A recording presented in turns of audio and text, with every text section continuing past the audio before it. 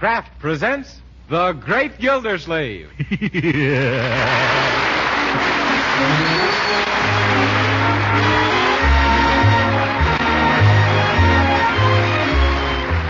Kraft Cheese Company, who also bring you Bing Crosby every Thursday night, present each week at this time Harold Peary as The Great Gildersleeve, written by Leonard L. Levinson.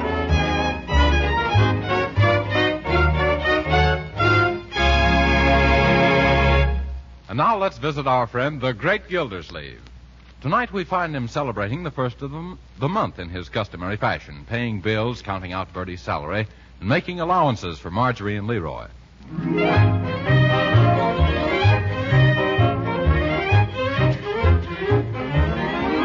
Oh, Marjorie, Bertie, Leroy. What is it, Uncle Throckmorton? Call me Uncle Mort.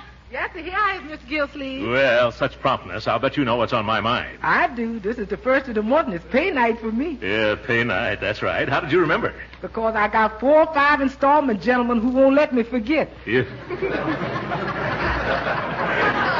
Say, we collect our allowances, too, Marjorie. Don't forget you owe me that 60 cents you borrowed. That was 50 cents. 50 cents and a dime interest, sis. 50 cents, and that's all, brother.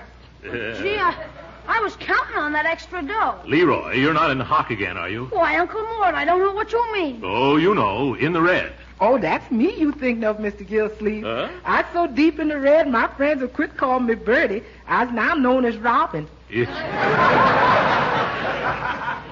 Well, here's your salary, Reuben, Bertie. Minus the advances I gave you during the past month, of course. Thank you, sir. I certainly advanced myself to a standstill. Yeah. Well, you've got one consolation, Bertie. February is going to be a short month. Ain't that the truth? Yeah. Well, I wouldn't be any short if I stood in the hole, and that's what I was in. I hate February anyhow. All I get is Valentine's from the finance company. Well, here's your monthly allowance, Marjorie. Thank you. And here's yours for the week, Leroy. Say, why can't I get mine for the whole month like Marge does, Unc? I'm not a kid anymore. How about it, Unc, huh? Well, for the month, huh? Well, we can try it out. Nothing ventured, nothing ventured. Yes, here you are. Gee, thanks. And here's something for you. For me? What's this? My bill for services rendered during January. It's just January, yes. Well, let me see. A bill? Stopping at the post office 5 times at a dime per stop, 50 cents. Going to the store 12 times at 5 cents per go, 60 cents. 3 hot dogs for Uncle Mort at the basketball game, 30 cents. Young man, I thought you were treating me. Only the first 2 times, Unc. After that, it was strictly Dutch. Yeah. Well, you can't beat the Dutch. Yes. Removing ashes from furnace, 20 cents. Spreading ashes on sidewalk, 15 cents for labor, 10 cents for ashes. My ashes, too. Rental of my bike to Uncle Mort, 10 cents. Repairing bent frame, 95 cents. Young man, I should charge you for my bent frame. Total $2.90. Well, here you are, Leroy. Thank you, Uncle. You're welcome. Sometimes when I see how you itemize every little household charge, I wonder if it was smart to teach you about business. Other times I wonder if it was necessary. Well, I guess I'll go to bed now. Goodbye, Marjorie. What? I mean good night. Good night, Bertie. Good night. Good night, Uncle Mort. Well, just a second, Leroy. Come back here, young man. Let me see your tongue. Loki?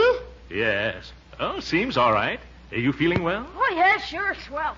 Can I go to bed now? I guess so. Good night, my boy. Well, then, good night, Unc. Good night, Marge. Good night. Good night, Bertie. Good night, my boy.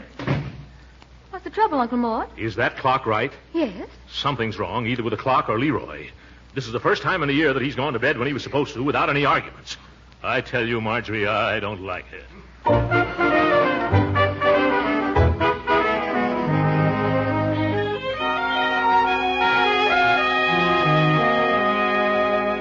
Well, good morning, Bertie. Good morning. Isn't Leroy up yet? No, sir, Mr. Gildersleeve. I ain't seen hide nor hair of him this morning. Oh, well, it's time he was up for school. I better call him. Leroy!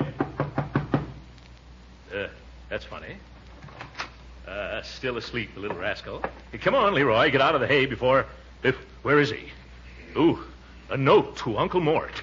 Marjorie! What is it, Uncle Mort? Come in here. Leroy's gone and left a note. Oh, what does it say, Uncle. Listen, dear Uncle Mort and Marjorie, I don't want you two to worry, but I'm going away for a while. What? I just couldn't stand it here any longer. Please don't worry about me because I'll be all right. Oh, I can't believe it. Oh, I'll take care of myself and write you soon, so be sure and don't worry. Also tell Bertie not to worry either. Yours truly, Leroy. P.S. Please feed my frogs while I'm gone. P.S. number 2. The frogs like flies. But Uncle Mort, what's going to happen? Now, stop that, Marjorie. You mustn't cry. We'll have him back safe and sound in no time. There's nothing to worry about. How do you know? It says so right here in his letter. Excuse me, but I got breakfast waiting. Where's Leroy? Oh, Bertie, it looks like he's run away from home. Who, Leroy? Why, I don't believe it. It's just one of that boy's impractical jokes. Yeah, I don't think so, Bertie. He left a note. Well, there's no time to waste. We better start combing the town. Yes, it's a lucky thing he hasn't any money. He won't be able to get very. Oh, my goodness, he's got his allowance in $2.90. What about his school savings bank? Here it is, and look, it's been blitzkrieg. Huh? Oh, dear, that makes a lot of difference. It means he's got the means to go quite a distance. Oh, Uncle Mort, what are we going to do? Go right after him. Yes, but which way will we go? Yes, which way will we go? Well, if it was me, I'd head south. Bertie, quit complaining about the weather and try to be some help. Now, where'll we start? Oh, poor Leroy. If we don't find him. Now, Marjorie, you mustn't get excited. You must be keep cool and calm. Cool and calm. I'll write down a few possibilities. This pencil won't write. That ain't no pencil, that's your cigar. Yeah? Well, then where's my pencil? You smoking it. Oh? Hey, let's not get excited now, folks. Let me think. Oh, I know. There's only one way to head off our wandering boy. What's that, Uncle Mort? We'll have to notify the police. The police? Yes. They can send out a teletype all over the state and pick up Leroy before you can say calling all cars. Oh, but I hate to think of Leroy winding up in some police station. Yeah, he might not like it if we had him heaved into pokey. Yeah? I don't like it myself, but there's a lot worse places he might land. Well, there's no time to lose. Come on, Marjorie. I better phone right now and tell him our little boy Blue. Oh, dear. We only knew why he ran away. Oh, I tried to figure it out, Marjorie, but it's a complete mystery to me. I keep asking myself, Throckmorton, what could you have done that you could have made Leroy run away from home? And then I keep answering myself, I don't know. Well, here goes. Oh, I hope we can keep it out of the papers. Yes, stop being nervous, my dear. Just watch me. Hello, police department? I wish to report a missing nephew. His name is Leroy Forrester. Yes, 13 years old, but he's tall for his size. He's old for his age. How tall? Oh, well, let me see. He comes to about up to here on me. Oh. I forgot, officer. You can't see me, huh? I meant he comes up almost to my shoulder, yeah. How tall am I? What does that matter? I'm not lost. Is that so? No, see here, mister. Uncle, now don't get so excited. Yeah? Here, give me the phone. Yeah. Hello, police? My brother left home early this morning.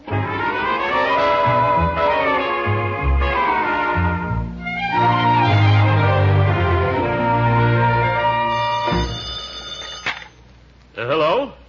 Oh, the police department. Well, at last. We've been waiting around here on tenterhooks. No, tenterhooks. T-E-N, never mind. Have you found him? Yes? Yes? Oh, well, that's something anyway. Thank you. Goodbye. Have they found Leroy, Uncle Mort? Not exactly. They've located a bakery wagon driver who gave him a lift out of town this morning in 3 cream puffs. Which way was he going? West, on the Watertown Road.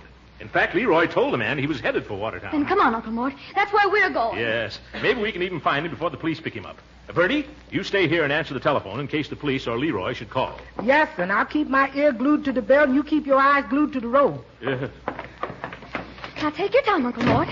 Don't rush, though. I'm not rushing. I'm just trying to keep up with you. Are you sure you know the way to Watertown, Uncle? Oh, yes. I could drive to Watertown with my eyes shut. Sometimes I think that's the way you do all your driving. Yeah.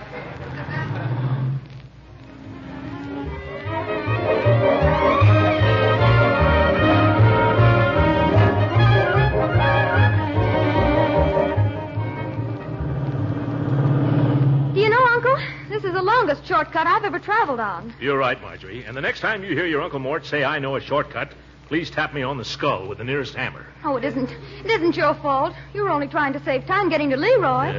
Oh, sorry. I can't understand this. This road was all right the last time I traveled on it. When was that?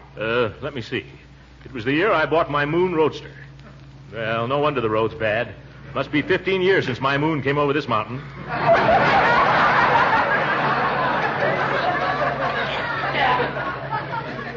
Well, we should hit the Watertown Highway in another few minutes. Yes. And once we're on the main road, I'll show you. Oh!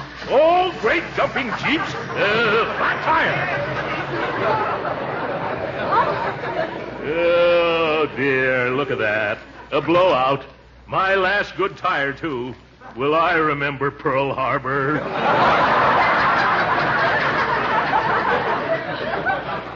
Have you got a spare? A spare? Oh, yes, here in the back. I better work fast if I want to get a change before dark, though. Yes. Now, where's that key? Oh, no, that's the one to my locker at the YMCA. This one's for the padlock on my diary. Could this one? No. This one doesn't fit. What's wrong, Uncle? I can't find the key to the rear compartment. And it won't open. Yeah, I guess I'll have to break off the lock with a hammer. Oh, I hate to see you do that. Well, shut your eyes because I'm going to do it. Oh, no, I can't. You can't? No, I just remembered. The hammer's in the rear compartment with the tire. Oh, now what'll we do? Could you use a rock instead of a hammer? A rock? Oh, of course. Should be one somewhere around here. Always is when you don't need one. Oh, I found one. How's this, Uncle Mort? Oh, splendid. Yeah, that rock looks like it's been through a lot, including Mrs. Uppington's window. Yeah, thank you very much, my dear. Yeah, I wish Leroy wouldn't run away from home. It's kind of hard on my automobile. There. Now, if I can pry up the lid. Yeah, I've got it. Won't take me more than palpitating priorities. Some scoundrel of a so-and-so stole my spare tire.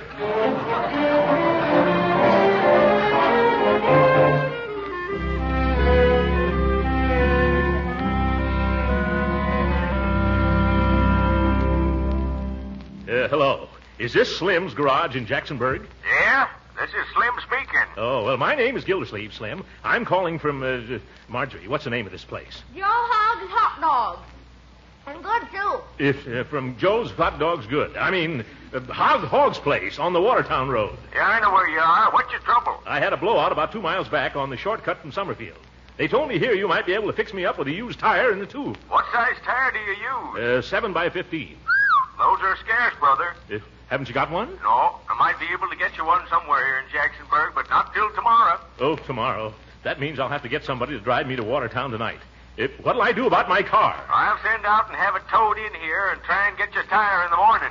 Towed in. Oh, that's fine. Well, I'll be coming back by way of Jacksonburg tomorrow, I hope. See you then. Goodbye. Oh, Marjorie, have you got that small change ready for me? Here you are, Uncle Mort. Oh, thanks. Hello, operator? Yeah? Oh, you've got that Summerfield number, huh? Oh, thanks. How much is it? All right, here it goes. Bells, even. Gildersleeve resident. Oh, hello, Bertie. This is Mr. Gildersleeve. Yes, sir. Did you catch up with Leroy yet? No, Bertie, we've had a blowout. Oh, that's bad. Yes, and somebody stole our spare tire. That's bad. How about using that jalopy of yours? That's baddest of all. Huh? But, Bertie, we can't get another tire until morning.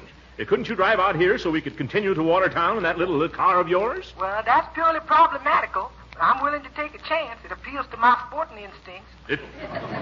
What do you mean, Bertie? Well, this heap of mine is strictly ultra-knock, non-brake, unclutched, and anti-hill climbing.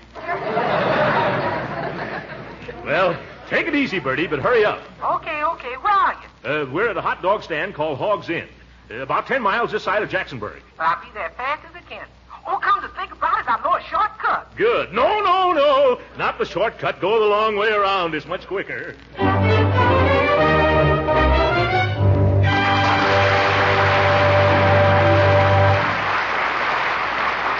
We'll hear from the Great Gildersleeve again in just a moment.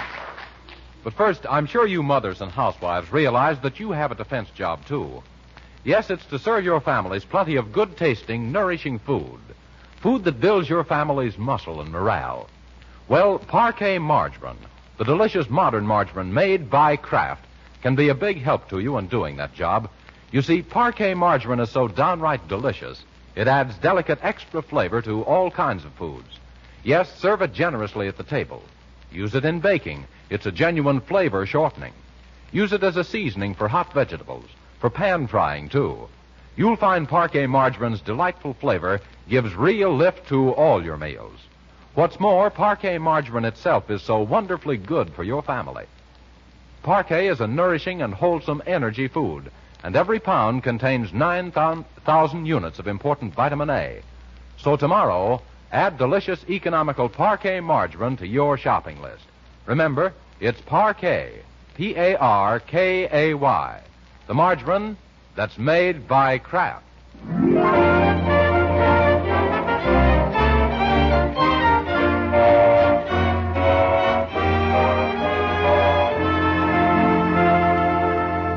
Let's join the Great Gildersleeve again as he, Marjorie, and Bertie continue their search for the missing Leroy. Bertie, who did you buy this car from? Rochester? No, sir. My pappy gave me this car. He bought it around about the time Mr. Roosevelt was elected. I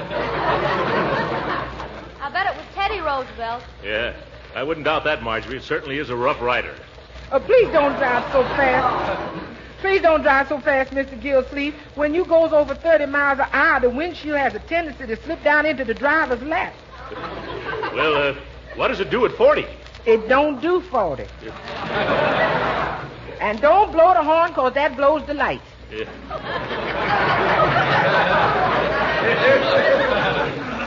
Well, if we don't go any faster than this, Leroy will have time to raise a beard, and we'll never recognize him. Yes. The only way we can get there any faster is to get out of this thing and walk. We're doing all right. Look, this seems to be a city we're coming into. You think it might be Watertown? Oh, no, Bertie. Watertown's still 100 miles away. This must be Jacksonburg. Why, it's taken us half an hour to travel 10 miles. Slow down, Uncle Mort. There seems to be a wreck up ahead. Can't be any worse than this one we're in. By George, you're right, Marjorie. Say, look at that truck on the wrong side of the street. Yeah, and there's a car turned upside down. Oh. Careful of the crowd, Uncle. You better go slower. I am. You just don't notice the change, my dear. Well, there's one fellow who won't have to worry about tires anymore. Tires. Maybe I better stop. What's wrong, Uncle Mort? Nothing. That car is the same model as mine. I can use those tires. Here, come on, let's find out. Excuse me. Can I squeeze through, please? Oh, I just barely did. Thank you. Pardon me, mister. Come on, Marjorie. Yeah. Well, by George, this is lucky. I was right.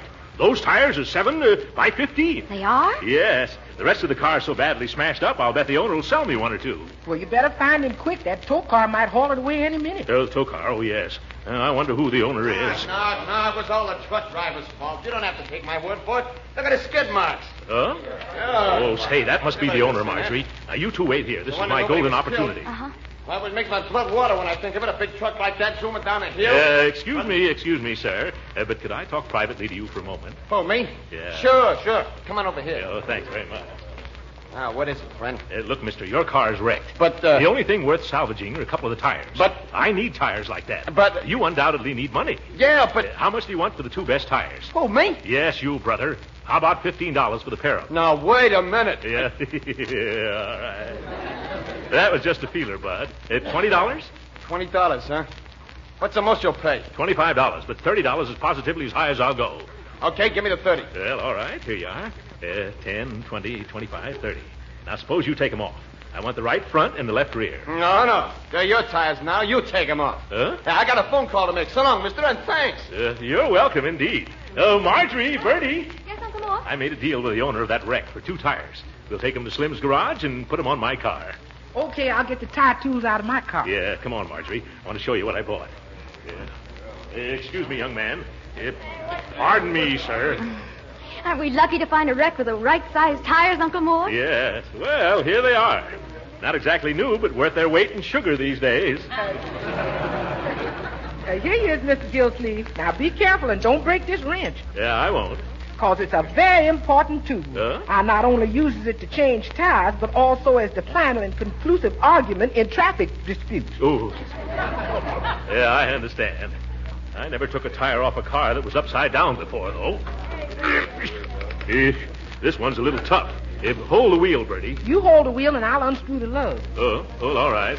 I guess holding the wheel is the harder job of the two anyway. Here. Can I help too, Uncle Mort? No. Bertie and I have it, haven't we, Bertie? Yes, sir. Yeah. Now, be careful, Uncle, or you'll get your fingers dirty. Yeah, who said that? Oh, don't pay any attention, Uncle Mort. Just some fresh fellow. Yeah, by George, if I was sure which one popped off, I'd pop him. Here, Bertie, let me do that. Boy, I got them all off already. Huh? Now, you just help me lift it down. Yes, of course. Here we go. What you gonna do now, Uncle? Go hook rolling? Yeah. Did you see who said that, Marjorie? Oh, never mind those street corner loafers, Uncle Mort. All right. No, Bertie, I'll take the other one off myself. Give me that tire wrench. Thanks. If there are any more remarks from the gallery, I'm going to unscrew a loose nut or two. What's the matter, boys? Cat got your tongues? Come on, Uncle Mort. We've got to hurry. Yes. Oh, of course. Yeah. Hey, wait a minute. What do you think you're doing, buddy? Oh, hello, officer. I had a blowout this evening and no spare tire, and I happened to come across this wreck here, and it had the same size tires. Well, wasn't I lucky? I'll say you was, until I arrived. What have you got to do with it? Well, if you aren't the nerviest car stripper I ever seen. Nerviest car stripper I ever saw, officer. What do you mean I'm a car stripper? As if you didn't know. Standing there with your face the picture of innocence framed in a stolen tire. Stolen? I bought these tires from the owner of this car. I've got witnesses. You boys saw me paying him, didn't you, boys? Well, I saw you talking to some guy, but he wasn't the owner of that car. How do you know he wasn't? Because he ran out of the pool room with the rest of us when we heard the crash. Oh, what? Do you mean that I was taken in? You weren't, buddy, but you're gonna be. Come on with me. Take your hands off of me, copper. I'll hammer you into an ashtray. No, Uncle Mort. Oh, Marjorie, you and Bertie better drive on to Watertown and keep a sharp lookout for Leroy. I think I'm going to be detained here. All right, if you think that's best. Come on, buddy. We're going to join the station wagon set. The station? What do you mean? I'm going to phone the station to send over the wagon, and then we'll be all set.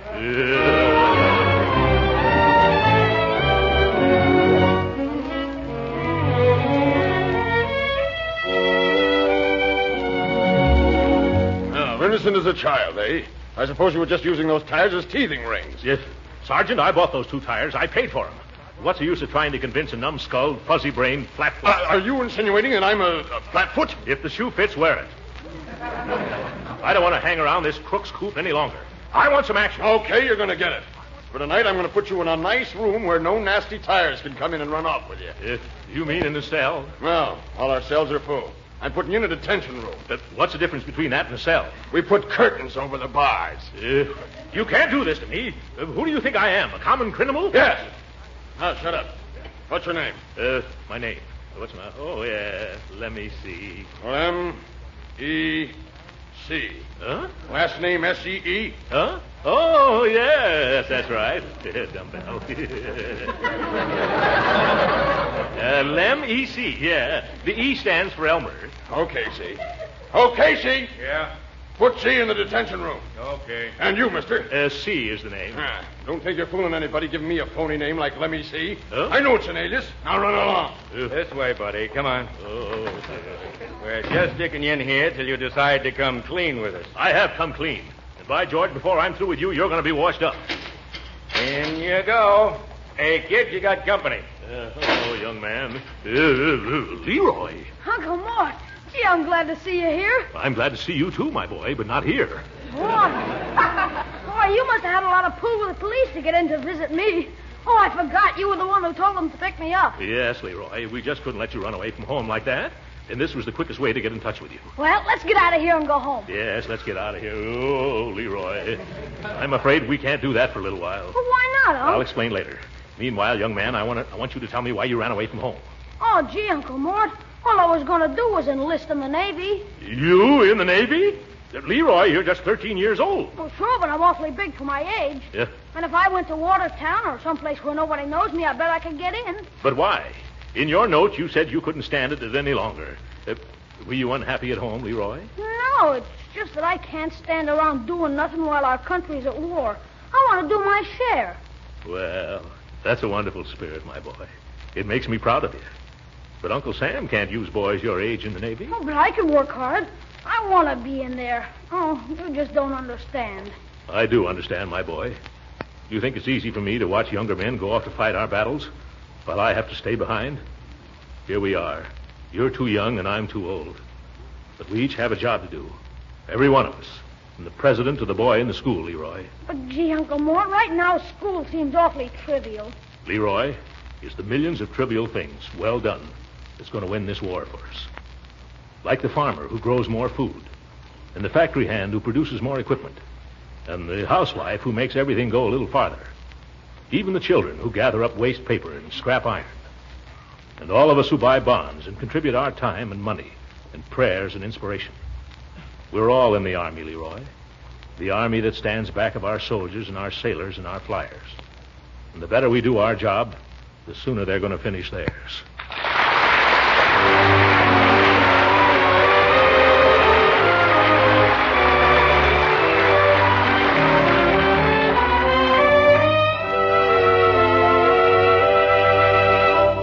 Hey, Unc, wake up. It's morning. I've been awake all night, Leroy. This mattress must be stuffed with old prisoners. And, Leroy, just stop calling me Unc. I don't want it ever known that Throckmorton P. Gildersleeve spent the night in the calaboose, suspected of highway robbery. Gee, we're both in a spot. Huh? You can't get out till you can prove you paid for those tires, and I can't get out till you can prove you're you. Huh? Oh. Well, maybe they'll let me call Judge Hooker. If they do, we're about to have a visitor. Okay, kid, come on. And bring your things. Your sister's outside to take you home. Gee, thanks. Well, so long, mister. I'll do everything I can to help you get free. Oh, thank you, Sonny. Yep, wait a minute. Don't close that door, officer. I demand to see the desk sergeant. What, again? Oh, all right. But this is the last time, see? Yes, they can't keep me here unless I'm charged. I know my rights. I didn't study commercial law in night school 2 years for nothing. Your sister's in the chief's office over there. Oh, hey, go ahead, Sonny. I'm going to talk to the sergeant. Hey, Sarge, he wants to see you again. What is it this time? Sergeant, either you release me at once or I'm going to sue you and Casey and the chief of police and the whole town of Jacksonburg for $1 million apiece. Now, calm down, Mr. C. I tried to trace the ownership of that car you stripped, and the garage man who's got it now can't find the owner to sign a complaint against you. Oh, why should he? He got his tires back, and I want out. Well, under the circumstances, I guess we'll have to release you. Well, that's better. And a lucky thing for you, too. Now, you see here, mister, if anybody's lucky, it's you. You're awfully lucky that guy ain't here to prosecute you. What guy are you talking about? The owner of that wrecked car. A fellow from Summerfield by the name of Throckmorton P. Gildersleeve.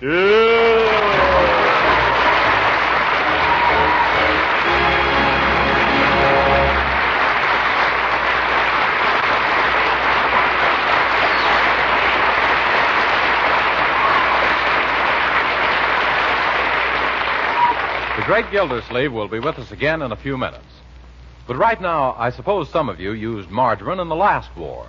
Well, I don't know, of course, how you felt about margarine then, but I do know that modern margarine is so much better that there's just no comparison. Take Parquet margarine, for instance, the delicious modern margarine made by Kraft. Why, one taste of Parquet's delicate, appetizing goodness will convince you how wonderfully delicious it is. Yes, in flavor and texture, Parquet margarine is as different from old-time margarines as night is from day. You see, Parquet margarine is made by Kraft, and surely that's a guarantee of quality and fine flavor. Parquet is a wholesome vegetable margarine, made by modern methods that just weren't possible in the old days. And to make Parquet even better for you, Kraft adds important vitamin A to Parquet margarine, 9,000 units to every single pound.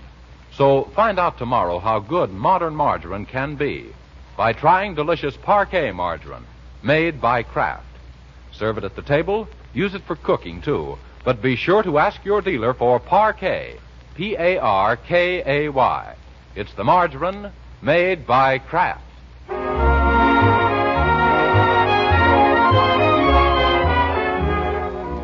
Sorry, folks, our time's up. Good night.